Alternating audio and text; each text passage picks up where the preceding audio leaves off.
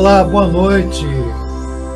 Sejam todos bem-vindos ao nosso encontro Reflexões à Luz do Espiritismo, aqui pelo MAP, Movimento de Amor ao Próximo.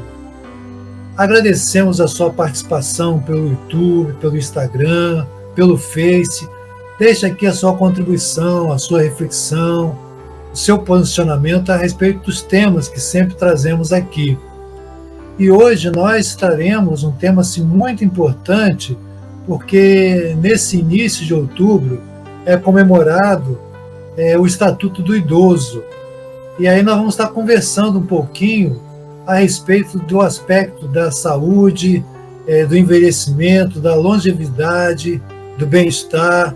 É possível viver bem, né, a partir da idade considerada como idoso, né? Qual a idade que, de fato, o Brasil considera uma pessoa idosa, né? E a gente pode até refletir, tem um idoso do físico, tem um idoso da mente, qual lugar que a gente se encontra aí? Ou estamos nos dois, ou estamos só em um deles, né? Lembrando que na literatura espírita traz-se a ideia de completista.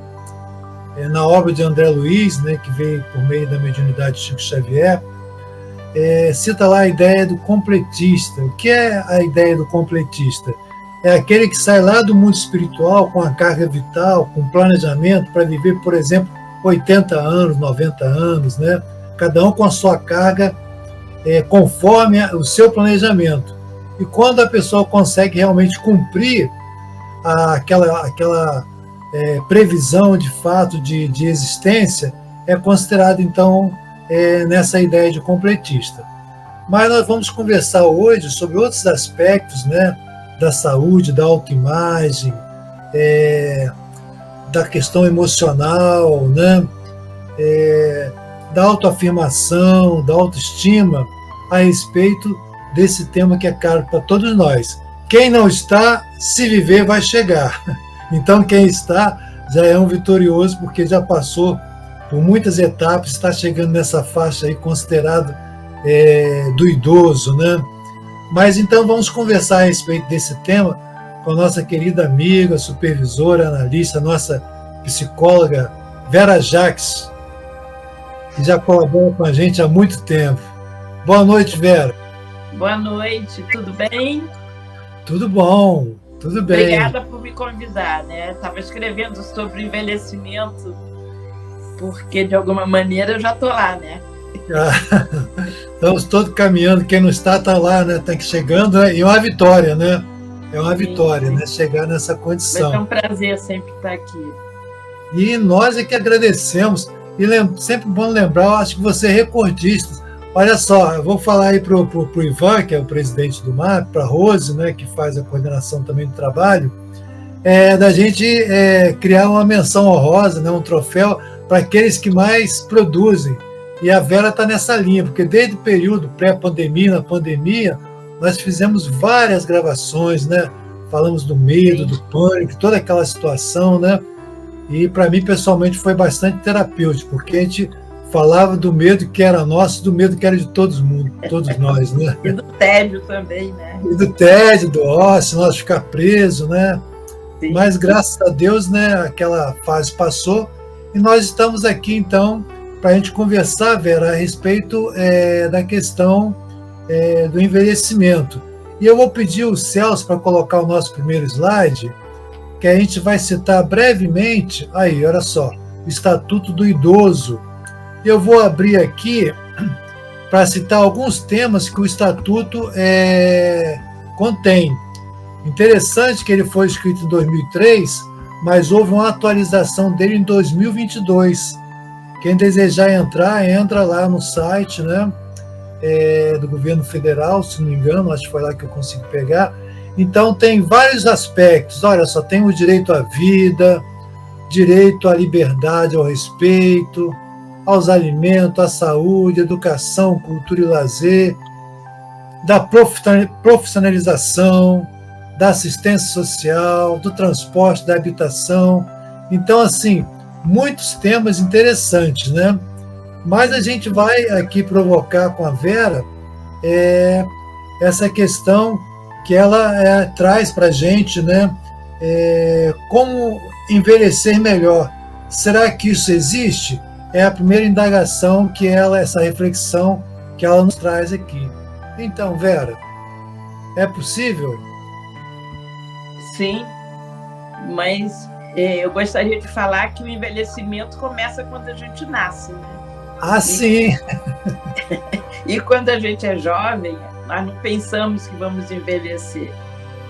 E eu acho que quando se chega mais ou menos aos 40, já é hora de começar a se preparar para o envelhecimento, porque é uma consequência do que você levou a tua vida toda, de todas as tuas vivências, de todas as experiências, do que você se alimentou, tanto fisicamente como intelectualmente, como com seus pensamentos, com teus sentimentos. É um somatório de tudo isso, né? Perfeito. Então, eu acho que existe uma preparação. E eu estava vendo como chegar aos 100 anos, uma série do Netflix, que fizeram uma pesquisa, Zonas Azuis, é muito interessante vocês verem. Eu assisti também, muito bom, muito legal. Pode falar um pouquinho mais dela. Aí, Celso, você pode tirar esse primeiro slide para aparecer a Vera mais inteira, é isso? Eu acho que uma das coisas é se alimentar bem. Uhum. Outra coisa é se manter ocupado, fazer exercícios físicos, ter amigos. É uma rede social, né? Tem uma rede, né? Uma rede social. Né? Eu acho que tem que ter uma rede social. Amigos, eles são importantes você ter. Uhum. Não ficar recluso. O que mais? Esqueci dos outros, que são 8, né? Mais ou menos. Eu lembro que falou também assim de ter um propósito, né? De ter um propósito, exemplo, de se ocupar, né? Quando eu falei se ocupar, mais ou menos ter um propósito. Eles continuam trabalhando. Eles não falam, estou velho, vou parar de trabalhar, né? Sim, sim. Porque, de alguma maneira, às vezes a pessoa vai se aposentar e não sabe o que vai fazer da vida. Acha que vai curtir tudo, que não curtiu na vida, mas não sabe o que é curtir. Sim, e aí é verdade. Começa a se deprimir porque não sabe o que vai fazer e vira um tédio a vida, a rotina vira um tédio. E isso que você está falando, né? Essa pesquisa também demonstra que são vários lugares, né, do planeta, né, que ele escolheu lá, aonde que as pessoas viviam até 100 anos, né, até mais. E aí ele começa a pesquisar, fazer essas comparações, né? E a gente lembra, a gente está aqui no organismo, né, uma ONG, né, que é o próprio MAP, né, em que as pesquisas lá atrás já se falava, né, que o trabalho voluntário, por exemplo, ele colabora muito na saúde mental e espiritual, né, de todos nós. Então, assim, se envolver com a causa a respeito de que faça questão para a gente, né, que é significativo, isso mobiliza, né, ajuda a se manter saudável, né? Acho que a pesquisa fala muito também disso, né? Não, sim, eu acho que a solidariedade, né, o compartilhar está sempre presente nessas pessoas. Uhum. E quando a gente faz isso, nós nos sentimos melhores, nós nos sentimos ocupados, gratificados, né? Eu comecei a escrever, né, Bira, o texto que eu mandei para você, para a gente poder fazer. A música de Roberto Carlos e Erasmo, quem espera que a vida seja feita de ilusão, pode até ficar maluco ou morrer na solidão. É preciso ter cuidado para mais tarde não sofrer. É preciso saber viver. Deixa o Celso colocar o slide. Coloca aí, Celso, por favor, o slide, que está com essa letra que a Vera está falando. Coloca aí para a gente, por favor. É preciso saber viver. Isso, está aí a letra aí. Ó. É a letra. É preciso saber viver e não viver na ilusão, né? Por que eu falo disso? Eu falo disso porque a nossa sociedade cultiva muito a juventude. E nós temos que ter consciência das nossas crenças, dos nossos valores pessoais e termos alegria. Por isso que eu comecei. Eu escutei essa música em algum canto e me inspirou, que eu gosto muito de me inspirar com músicas, letras. Eu vou me inspirando. Eu também gosto, muito bacana. Eu falei, ó, isso a gente tem que saber viver. Vamos viver, vamos saber viver. Para de resmungar, para de reclamar, para. É isso aí. Não é? Vamos viver no que temos. Com certeza. E aí, Vera, você traz um formato, né, que você fala assim, dos 3 corpos, né? Aí eu vou pedir o Celso então para botar o próximo slide. Que vai... Isso aí, olha só. Você pode explorar isso para a gente, que eu achei super interessante esse formato que você apresentou, né? Os corpos, porque nós né? temos esses corpos, fora os outros, né? Mas normalmente nós temos o nosso corpo físico, que é o que realmente envelhece. A cabeça nem sempre, né? Sim. Nós temos o nosso corpo mental e emocional, que eu falei que é preciso saber viver com nossos pensamentos, nossos sentimentos, não ficar na ilusão, não ficar reclamando, ser grato. E o espiritual, quando se tem uma espiritualidade, seja lá o que for, nós nos tornamos mais sólidos e temos mais confiança e temos também um propósito, né? Um propósito de cumprir uma missão. Porque a gente fala de propósito, é o que eu quero fazer, mas a missão é alguma coisa que nem todo mundo sabe o que veio fazer aqui. Né? Às vezes as pessoas vivem muito no material, no físico, para ganhar dinheiro, comer bem, ir ao cinema, viajar. Também gosto, adoro essas coisas todas. Mas acontece que também tem aquele momento que você tem que acreditar em alguma coisa na hora do sufoco, na hora das coisas ruins, para te dar força para viver e sobreviver o dia a dia.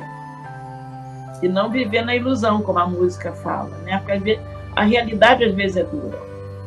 É verdade, com certeza. Né? O envelhecimento traz esses momentos que a gente tem que aceitar o que nós somos. Aliás, a vida inteira a gente tem que aceitar o que a gente é e o que a vida traz. Perfeito. Agora sim, Vera, nesse formato que você trouxe, né, quando a gente fala do espiritual, por exemplo, para muitos que estão aqui nos acompanhando, né, estão dando a alegria de estar aqui com a gente, participando, vibrando junto, né, o espiritual pode ter um entendimento, que é o espiritual na visão do espiritismo, né?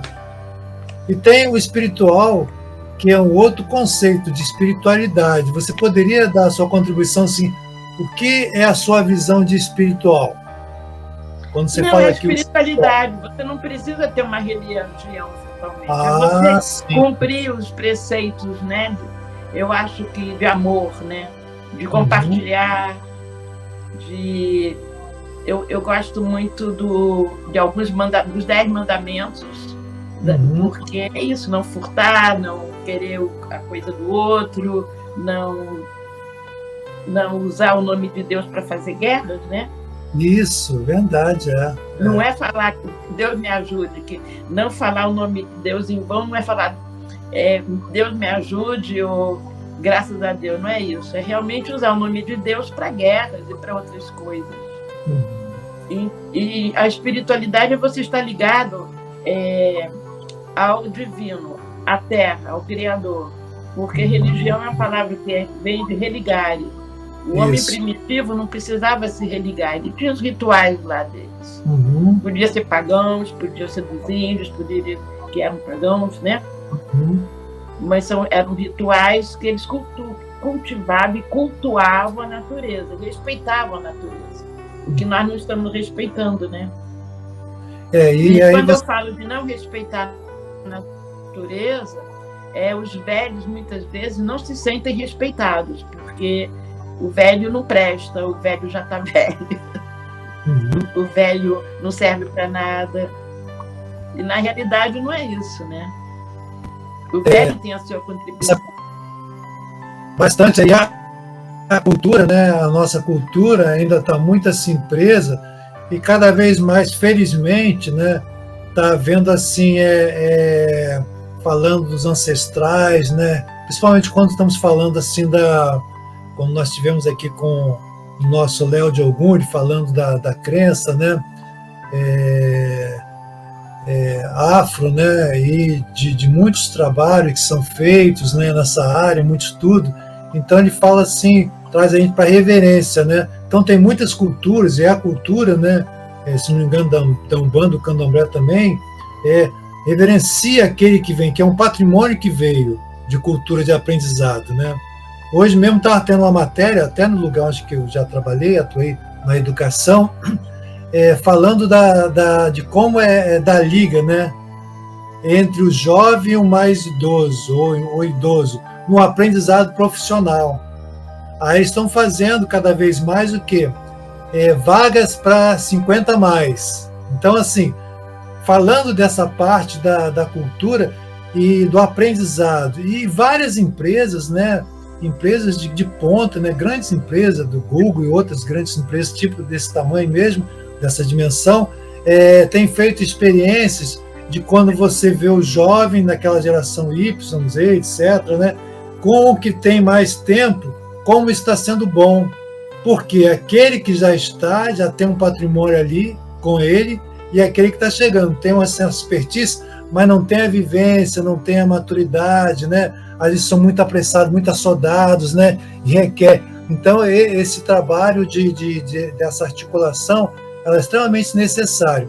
Mas você falou, então, desse modelo da espiritualidade, do físico, do mental, que é isso tudo que vai nos dar assim, uma linha do saber viver, né? Falando que quem um influencia o outro, né? Eles não estão separados. Estão interligados, né? Estavam ali, um influencia o outro. Quando eu tenho uma espiritualidade, quando eu tenho um autoconhecimento, quando eu domino meus pensamentos, quando eu cuido bem do meu corpo, eu consigo um envelhecimento melhor. Muito bem, claro, esse equilíbrio, né? Claro está que quanto mais instrução nós temos, mais fica fácil envelhecer. Sim. E quanto menos trabalhos braçais nós fizemos, também. Então, nós temos uma diferença, mais uma vez, da diversidade, da diferença de classe, do que vivemos, né? Que para nós é muito mais fácil envelhecer do que para aquele que vive na lavoura, que às vezes morre bem mais cedo, porque usa o seu corpo como instrumento de trabalho. Isso é importante falar. Mas a alegria, uma espiritualidade, acreditar que vai dar tudo bem, né? Comer bem. Para comer bem você não precisa ter muito dinheiro. Porque o pessoal, ao contrário, para trabalhar muito, se entope de fast food. É interessante que nessa pesquisa que você citou, né, as Ilhas Azuis, né, faz uma comparação, inclusive, com a alimentação dos americanos, onde você gasta muito mais, né, tem um nível socioeconômico absurdo, fazendo comparação com um país, né, que tinha lá a situação socioeconômica muito menor, mas que a qualidade de comida era melhor do que no país desenvolvido. Então, mostra que nem sempre, né, o poder aquisitivo resulta no bem-estar em saúde, né? Aí é uma questão que é interessante que a pesquisa fala. Fala, então, da alimentação, né? Quando você diz, né, do espiritual, do físico, do mental, do exercício, né, do lazer, do lúdico, das artes, né? Tudo isso é importante para que esse envelhecer ele seja com mais qualidade. Porque a sua provocação inicial, ela continua, acho que ela vai permear todo o nosso encontro. Como envelhecer melhor. Como envelhecer melhor, porque na realidade é como nos alimentamos. Não é só como digerimos os alimentos. E como digerimos os alimentos. Isso é muito importante. Como digerimos. Se nós comemos fast food, gordura, a digestão vai se tornar pior. Se eu me alimento de pensamentos ruins, a minha vida vai se tornar pior. Muito Se bom. eu me sinto vítima, eu não vou conseguir nada. Eu fico paralisada, esperando que o outro me carregue. Se eu aumento meus sentimentos, né, Eu tenho que saber dos meus sentimentos, eu tenho que curtir meus sentimentos. Mas eu também não posso ficar só nos sentimentos, eu tenho que usar a razão. Tem que manter essa zona de equilíbrio aí, né? E aí a gente entra no outro fator, que é o autoconhecimento. Quanto mais autoconhecimento nós temos de nós, mais fica fácil a gente viver e, por conseguinte, envelhecer. Agora, Vera, assim, antes de fazer a próxima indagação, que você está falando assim, é possível ressignificar a velhice? Você fala de precisamos ressignificar a velhice, né? Mas antes de você trazer para a gente essa resposta, sua elucidação, nós queremos aqui informar para quem está chegando agora que nós estamos aqui conversando com a psicóloga Vera Jacques, falando sobre a questão da longevidade, envelhecimento, autoestima. E você pode deixar aqui a sua contribuição, a sua fala, a sua indagação, seu posicionamento, para que a gente possa interagir. Então, a gente agradece sempre a participação de todos que acompanham aqui o MAP, Movimento de Amor ao Próximo, pelas redes sociais. Mas então, Vera, você traz, eu acho que a gente pode até botar o próximo slide, que está trazendo essa questão se é possível ressignificar a velhice. O que você quer dizer com isso, né? Eu acho que é o outro slide depois. O outro slide? Eu acho que é o outro depois. Deixa eu ver aqui. Essa aqui? Não, isso aí, a consciência é um pensamento do Locke, que fala que quando nós estamos velhos, eu vou resumir, né? Que quando então nós estamos velhos, a gente olha e será que eu sou aquele que eu fui ou quem será que eu sou? Mais ou menos isso. As pessoas podem ler, né? Deixar um pouquinho aí que as pessoas podem ler. Sim. Porque a ressignificação é você não ficar, eu estou velho, a vida acabou, pronto. É você começar a olhar que você ainda pode fazer muita coisa. E que você deve fazer muita coisa. E que você tem a liberdade agora. Porque você pode escolher com mais tranquilidade, porque você já fez tantas escolhas, algumas deram certo, outras deram errado, mas que agora você pode escolher dentro das suas limitações. Na realidade, cada um vai ter que saber se vai poder ressignificar ou não. Agora, eu insisto em dizer que não digam, não deixe ninguém dizer que você está velho, porque o olhar do outro é diferente do seu. Porque os filhos ou os parentes, você está velho, não pode fazer isso. Você não está velho, pode fazer isso. Esqueceu a chave, está velha. O jovem, quando esquece a chave, está estressado, está ocupado, está trabalhando muito. O velho está velho. É o que acontece. Então, às vezes, os filhos falam que nós estamos muito velhos para fazermos algumas coisas. Algumas pessoas acreditam.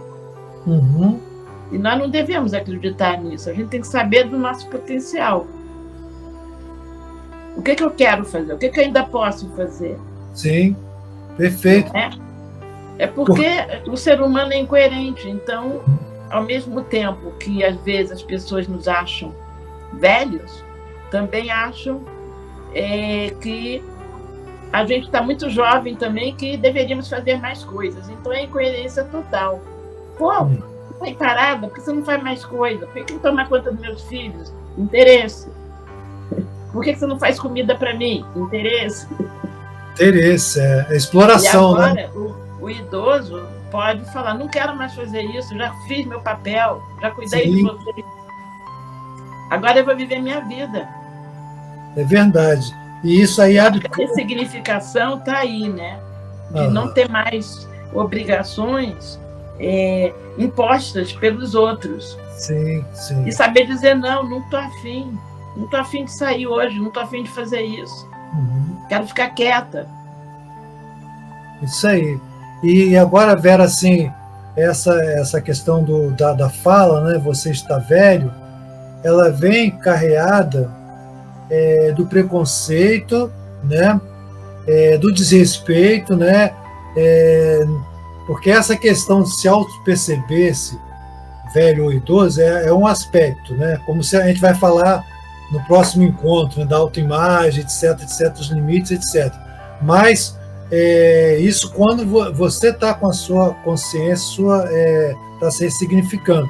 Mas quando vem de fora, ela vem com a carga, com a expressão que está sendo muito utilizada, né, dessa questão do etarismo, né? Ah, você já tem tanto tempo, você já tem tantos anos, e por isso você já tira da pessoa a condição do potencial que ela tem para fazer e faz. Então, só lembrando aqui, né, lembrando assim, falando da nossa cultura, né, aqui do Brasil, a gente vê assim, vamos pensar assim, cinco ícones da música brasileira. Nós vamos pensar em... Chico Buarque, Caetano, ontem mesmo na hidroginástica estavam falando em Mato Grosso, Roberto Carlos, 80, 82, então, Pedro Lobo. Fernanda Montenegro, né? Que você falou da música, do teatro, Fernanda Montenegro. Tem também. Natália Timber, né? Tem também o Tony Ramos. Sim, então, assim, vários que estão, Lima Duarte, né? Também tá Lima Duarte. Então, assim, Tony Tornado, que participou agora recentemente de uma novela também, né? Participando. O Pitanga, né? Também. Então, assim... O McCartney, que está vindo aqui. Nossa, o McCartney, então, fantástico. Então, assim, olha só, inspira jovens, né? Aqueles que estão na faixa deles e mais e tal. Então, assim, demonstra o quê? Como nós podemos atuar. Agora, eu acho que é muito importante, velho, esse chamamento que você colocou, porque tem aquela questão, é como se fosse meio que o bullying, né? Como acontece com o adolescente, pode acontecer também com o idoso. Tipo assim, você está velho, impedindo e deixando, alienando aquele que pode fazer. Sim. Ignorando a produção que ele pode fazer. E aí vem, eu acho, outro aspecto de quem está nessa faixa etária, de não aceitar, como você não aceita isso, porque isso tem um fundo psicológico. Não mas vai passar a ser impotente ou pensando que está impedido em todas as situações.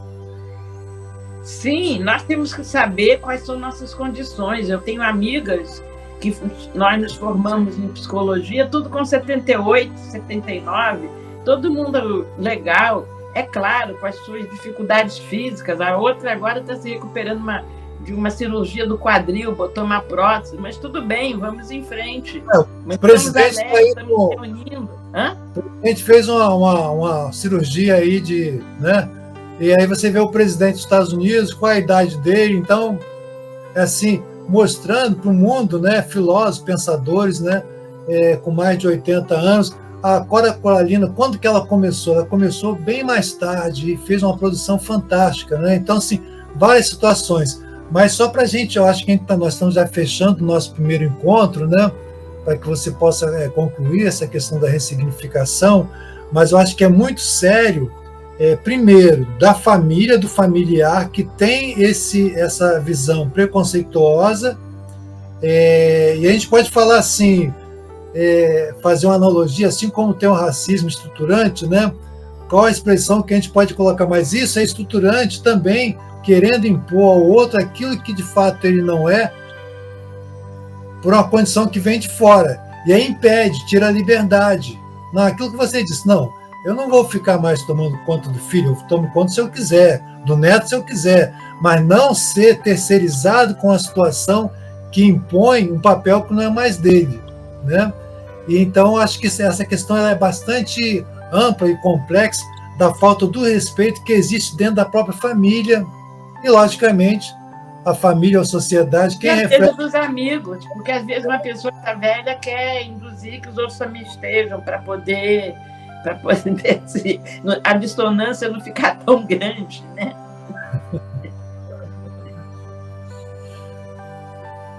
Então é isso. Você pode concluir, então, essa ideia do ressignificar, só reforçando mais o que você disse? Sim, eu acho que nós temos... Como é que nós podemos aproveitar a nossa liberdade? O que a gente ainda pode fazer? Eu acho que a gente ainda pode fazer muitas coisas. Sim. E fazer, né? E fazer o que nós temos competência para fazer, o que nós amamos fazer também. Exatamente. né? Perfeito. E viver, eu acho que é importante viver, saber viver. Nós estamos Sim. vivos, enquanto tiver vida, nós temos que viver da melhor maneira possível. E aí vem a questão do estatuto, que deve ser cumprido, né? E cada vez mais a sociedade deve se mobilizar para que esses direitos sejam considerados, sejam respeitados. E para a gente realmente fechar, teve um caso, uma situação que eu acompanhei profissionalmente, então assim que a filha, duas filhas já com 40 e poucos anos e tal, e a mãe então estava numa área de praia, né, sozinha, morando lá, né, tranquilo, e as filhas angustiadas, não, mãe, vem para cá, você fica sozinha aí, não sei o que e tal. Aí trouxeram a mãe, né, tinha 70 e poucos anos, mas totalmente capaz de agindo, fazendo muita coisa. E aí, nos primeiros dias, as filhas acompanham um pouquinho, mas depois cada um sai para trabalhar. Aí chegava, aí ela não queria morar com os filhos, então alugaram um apartamento pertinho. Chegava lá, às vezes ela estava triste, parada. Aí, um dia a filha chegou e a mãe estava lá toda paradinha, sem falar nada. Disse, olha, eu quero falar uma coisa para vocês. Aí mostrou para ela o quê? Olha, já aluguei um outro apartamento, lá em Saquarema, por exemplo, né? Na área de praia, estou voltando para lá. Mas como, mãe? Você não disse nada e tal, tal. E aí, mas foi o que ela fez. Então, ela veio e saiu do contexto dela para uma opção, entre aspas, da família, para ficar mais fácil para a família, e ela começou a adoecer. E ela tomou a decisão, essa é a questão. Se a pessoa tem a condição de decidir, então é com ela. E então ela volta para lá, e aqueles sintomas desapareceram, tem os amigos. Então, volta e meia a filha liga, porque às vezes o que é melhor para os filhos não necessariamente é melhor para aquele que está na condição, né? Não, porque os desejos são diferentes. O desejo dos pais, da mãe, dos velhos, dos idosos, são totalmente diferentes. O olhar é diferente. Porque aí essas filhas estavam dizendo, mãe, você está muito velha para viver sozinha. Era a leitura, foi o que elas disseram, você não pode viver sozinha, mas ela tinha condições de viver sozinha, ela não estava velha. Isso aí. Então, Vera, nós estamos terminando aqui nosso primeiro encontro, e nós já queríamos deixar um convite, porque você vai trazer no próximo encontro algumas situações, né, de consultório, algumas histórias muito interessantes, né, como as pessoas procuram, né, em relação ao momento que estão passando, etc. Então, a gente vai ter essa ilustração, além de outros conteúdos que você nos traz sobre a questão da autoimagem, né, da energia de cada um, né, aceitando as mudanças de papéis, etc. Né? Então, agradecemos mais uma vez a sua participação, aos nossos internautas, e convidamos para o nosso próximo encontro, daqui a 15 dias.